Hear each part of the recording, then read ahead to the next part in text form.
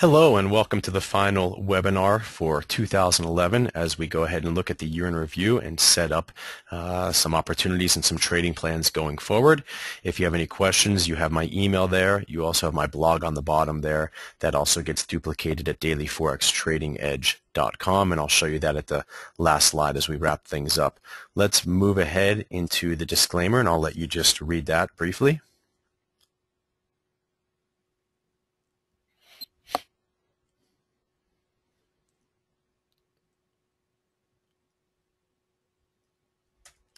All right, so the outline for tonight, my opinions, that'll kind of be looking backwards and going forward.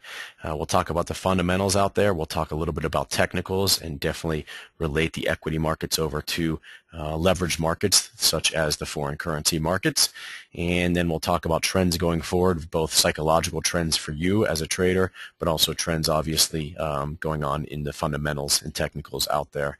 And we'll always talk about trading psychology and money management, and then wrap up with a review. So fundamentals, discussion of current events and what they mean for us as traders and investors.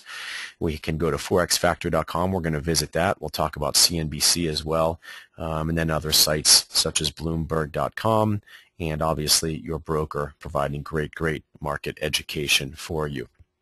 That's focusing in on that fundamental news and fundamental analysis, as well as other sites. In one of those other sites we're going to go to right now. The Federal Reserve, or the United States Federal Reserve, came out with a statement this past week, and they have some mandates. One of those mandates is to provide economic stability and price stability. Another one is on as far as employment goes, and another one is inflation. Well, they told us in this statement that they're not worried about inflation. Okay, and they've been telling us that for a while, and that's why they're keeping interest rates low to stimulate growth and hiring and things like that. They also, though, said as a result of this stimulus that's out there, the economy in the U.S. is not growing as fast as they would like to. All right, the unemployment rate will decline only gradually towards levels that the committee judges to be consistent with its dual mandate. So strains in global financial markets pose a downside risk. So there are some downside risks that they're saying. This was a negative report that they came out. It was very different than their past report. So something that's important is all you need to have is a submission of one word or the deletion of one word in this statement for us to change our opinions. And the markets were up 100 points. Then this statement came out on Tuesday, and the markets went down 100 points. We were flat, and then down another 100, and that was Tuesday. And then Wednesday we went down, and now Thursday we're kind of hanging in there a little bit. But I'm just looking at the close right now, and I think that we were up. Yeah, we came off our highs kind of significantly, I guess. So it'll be interesting to see Friday what we do tomorrow going into the weekend, who wants to stay long or not after this little bounce that we had here. So should be a fun little day setting up for us for tomorrow's trade, Friday the 16th. So very important to read this and keep this posted, every 6 weeks or so to refer to this site. It's a free site, federalreserve.gov, and then you just go into their FOMC statement. So definitely important. They were talking about economic activity and not growing as fast that we wanted to. Well, as of late, the economic activity has been absolutely on fire. Retail sales were down a little bit this month, but good overall. And then also the unemployment claims. So that's a really good indicator as far as our jobs report goes, getting better and better and better. The lower this number goes, the better. It's been going lower for at least 3 months or so. So what the Federal Reserve is telling me is things have been getting better, but they're not going to continue to get better maybe at the pace that they have been in the past. They might continue to get better, but just a little bit slower, or we might even level out. We might not get better or worse. We might just level out. But manufacturing data has been above expectations. Philly Fed data has been above expectations, and this has been going on for quite a while. Over the past 3-4 months, economic data is getting better. So given all the stuff that's going on around the world, the United States economy is improving. Now the Federal Reserve is just saying maybe you shouldn't look for it to continue to improve as much as it has. Maybe that's what they're telling us. You have to take everything here with a grain of salt. Why? Because tomorrow the world banks, as far as the central banks, could come out and say, we're doing a coordinated effort and we are working together on this or this or this. And the markets usually go up on that. So really, the markets basically are paying attention more so to what the governments and these coordinated central bank efforts are doing more so than just the economic activity in one economy. The other thing to think about from that Federal Reserve statement is that they said they were going to continue to extend the buying basically and continue to keep interest rates low or support the bond market and keep interest rates low. If you think that that's a novel idea, and many do, then the stock market's going to continue to go up like it has when the central banks have intervened in the past. If you think they're doing it and that novelty has worn off, then maybe we don't get that same bullish jump up there. So we have to be cognizant of what they're doing, how much they're doing, why they're doing it, and that's going to lead to our trading decisions, okay? Or help to lead to our trading decisions along with technical analysis and money management and things like that. So we've just talked about the fundamental analysis. One more piece of the fundamental analysis that's going to segue us into the technical analysis. So I'll go back here. We just covered fundamental analysis. What are the traders doing with the fundamental news? Start to talk about intermarket relationships, edges, hedges, and does any of this matter? Meaning, does any of the technical analysis matter when you have 500-point days, 300-point days, 200-point days, 500-point days, gap up, gap down, gap up, gap down? We're going to bail out Europe. Europe's going to fail. We're going to bail out Europe. Europe's going to fail. Does technical analysis matter? Yes and no. It does matter, but let me explain why I say yes and no. So we're going to move into the chart. And the first chart I'm going to bring up here is the VIX. We're going to flip-flop back and forth between the S&P and the VIX. The VIX is our volatility gauge. It's basically the price of doing business, how expensive the supply and demand for certain options out there. And so the higher it is, basically, the more fear, the more uncertainty, the more anxiety there is, but the more possibility of movement there is. So options are priced at a higher price, but there's more of a chance of them moving. And when we buy options, we want movement. Okay? The VIX is saying it's at 25. That's pretty low because earlier in the summer when the stock market was on its bull run highs, its 2007, 8, 9 bull run highs, we were down at 15 roughly. We're now at 25, not much higher. Percentage-wise, a lot higher, but we could be a lot higher, and I'll show you that in a moment. So I'm just going to flip back to the S&P, the SPX really quickly and just show you that, okay? Sometimes when I type in SPX, it doesn't like it.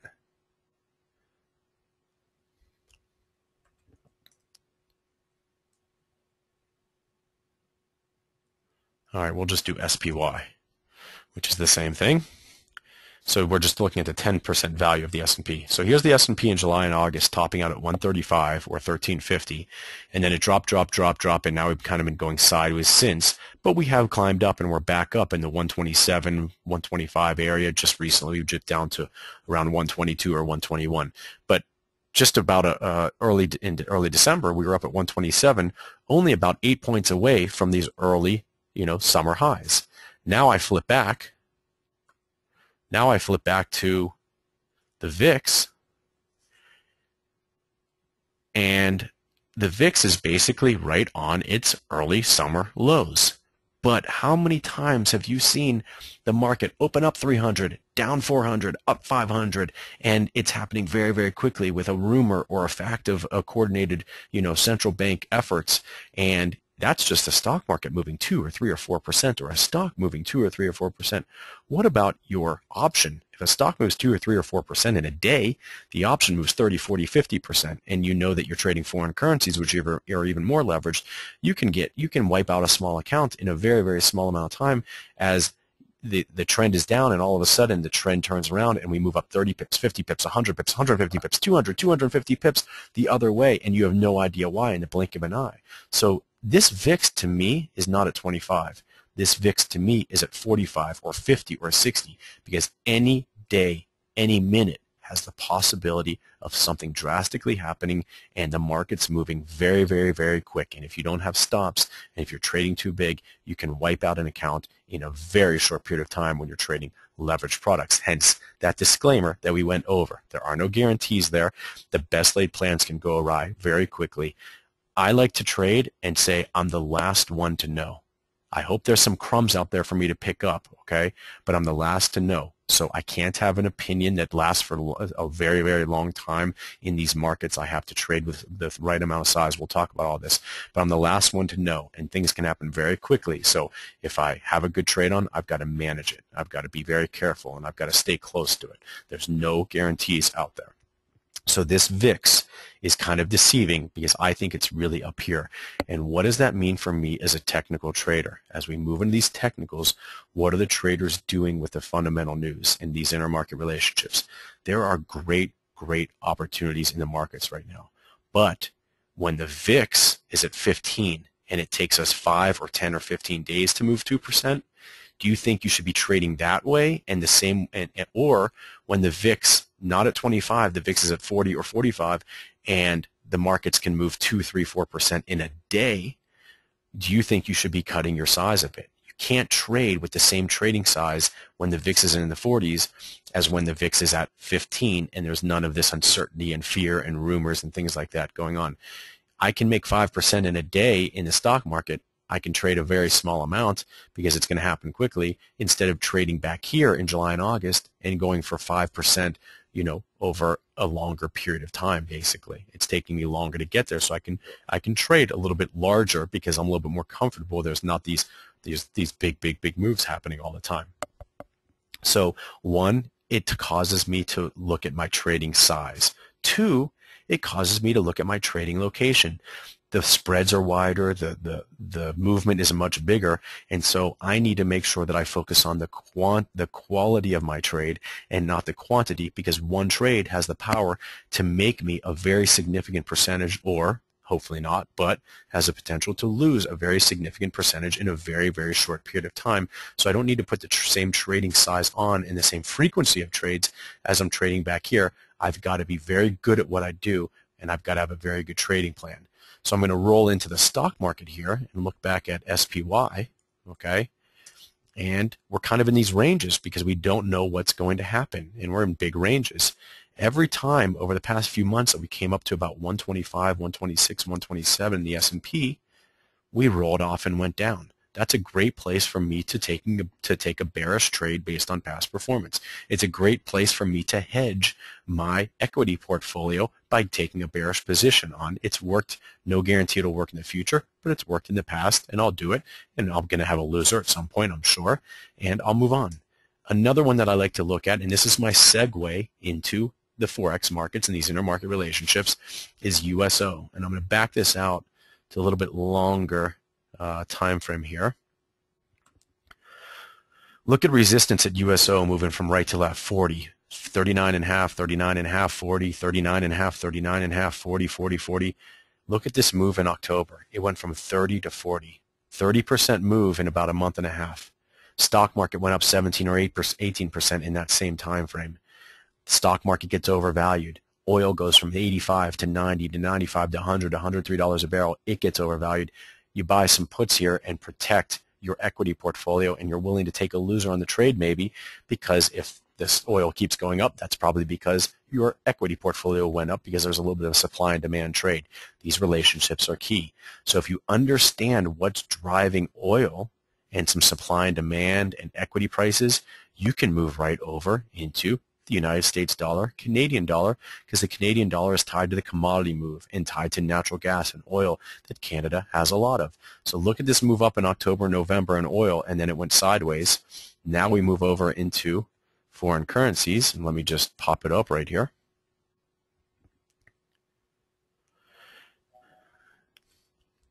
All right, so we have the U.S. Canadian here, and let's look at that same time frame, okay? As I drag this out of the way here. So here we are in October, and the United States dollar is very strong, and all of a sudden the stock market just gets on its high horse and starts moving. Oil goes 85, 90, 95, 100, $103. The United States dollar goes from 1.06 down to about parity, 99 or just below 98. So it lost about 7, 8, 9 pennies.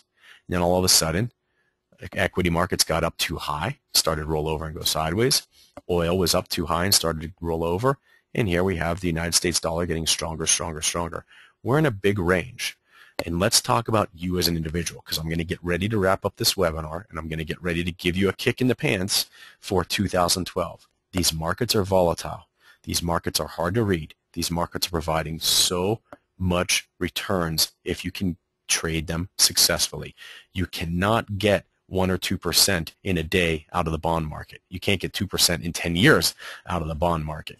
You can't get this in real estate. You can't get this anywhere else. These are difficult markets and they can be nerve-wracking to be in, but if you have a good trading plan based on you as an individual, you can make a lot of money in these markets, okay? And you can take lower risk than you probably are right now if you're having trouble in these markets. Jupiter Peak Financial is a consulting company. I teach people to trade and invest, and the first thing that I do is I interview them and find out what they have as far as time available to trade, account sizes, things like that. And a lot of the times I shrink people's focus down. CNBC I mentioned before, I have it on all day long. It's on mute. A lot of the stuff they're talking about does not apply to me. Most of the stuff out there doesn't apply to you. A lot of you don't know what applies to you yet. And if you haven't done this interview, and if you don't know what kind of trader you are, then you're going to have trouble in these markets. In options and stocks, you could have a day trader, a swing trader, an intermediate trader, or a position trader. In Forex, I think that you have an intraday trader, and I think that you have a long-term trader, more of like a position or a hedger. What I mean by that is when you trade intraday for 10 or 15 or 20 pips, you're going to lose that amount or make that amount in a probably pretty short period of time, and you're going to go home flat at the end of the day. On the other hand, if you're a long-term trader and you're using the Forex markets to hedge because you understand the relationship between U.S. dollars and your equity portfolio and which way equity markets move and which way the U.S. dollar moves, you might risk 300, 400, 500 pips to make 600, 700, 800 pips, all right? But most traders, no matter what they're trading, risk only about 2% of their account or 1% of their account on any one trade. So if you have a $15,000 account and you want to risk 2% of that on a trade, you can risk 300 pips. You can trade one contract, one mini contract, put a 300 pip stop in, and if you lose 300 pips, you lose $300. If you have a $5,000, $10,000, $8,000, $5,000, $4,000, $3,000, $2,000 account, you're only an intraday trader. Why? Because if you try and risk 50 pips to make 100 or 75 pips to make 150, and it doesn't happen in your time frame where you're looking at the computer and you go to sleep, because everybody has to sleep. I don't know who's trading 24 hours a day. You go to sleep, and then an announcement comes out, you're leaving it all to chance because you're not managing it. There's two types of traders in foreign currencies. There's a long-term trader that has the account size to risk 2, 3, 4, 500 pips, or there's the intraday trader that's risking 5, 10, 15, 20, 25 pips, something around there to make 10, 20, 30 pips, something like that, all right? The middle ground starts to get shaky, especially in these volatile markets. So if you don't know who you are yet, I encourage you to go through and get together with me for a half-hour phone call, and you can basically say, I'm going to do a New Year's resolution. My New Year's resolution is to focus me as an individual, cut out a lot of the information that doesn't matter to me, and move forward as a trader and be successful and be able to use these markets to my advantage, not be scared of them, and trade successfully in them. Like I said, there's so much movement going on here. You don't need a ton of trades. You don't need to put on a ton of size, but you'll be a good trader. If you can trade these markets well, you can trade any market well, no matter what we go through with bullish cycles in the economy, bearish cycles in the economy flatlines and we go sideways. You'll be able to understand the markets and read them and react to them appropriately. So make a New Year's resolution for yourself that you're going to focus in on you. Do a gut check, do an interview with yourself if that's what you need to do, or have me help you, and please, please have some fun in these markets in 2012. So that's the technical analysis wrap up, but a lot of it has to do with you as an individual finding out what time frames you're looking at and things like that. Major trends going forward. Can we use old data and myths like sell in May and go away, or this team wins the NFL Super Bowl, the AFC division or the NFC division, and the markets do this or that, or a Democratic or Republican president wins, and we're going to have this kind of markets. I think all of that goes away because we're in a new economy. We're having new data so quick, so fast. We've never been through a lot of this coordinated efforts before. I don't know if we can use old data going forward and old trends and old myths. I think what we need to do is focus on what the markets are giving us now and do the best we can going forward with that. I do think going forward we're going to continue to have a lot of volatility, a lot of uncertainty, a lot of anxiety, a lot of volatile moves. So that right there affects my trading plan going forward, the size of my trades and the frequency of my trades. Money management. I cannot stress this enough, all right? You've got to know who you are. I think we hit this hard enough today, but you've got to do that interview with yourself and find out what you can handle and make sure you're filtering the information for you and your situation. So to review, we talked about my opinions. We relinked the fundamentals into technicals. trends going forward, and also you as an individual and your money management. Next webinar will be to be determined in 2012. I usually do them on Wednesday evenings at 9:30 p.m. Eastern. That kind of fluctuates like this one did, but you can find me a number of different ways. You can find me via email. You can find me posting on my blog that's listed there at the bottom, also at the Daily Forex Trading Edge, similar information. And then you can also find me intraday on the Interbank FX Connect by following the locals take. So I look forward to having you have a happy holiday season as well as a successful trading year in 2012. Thank you very much.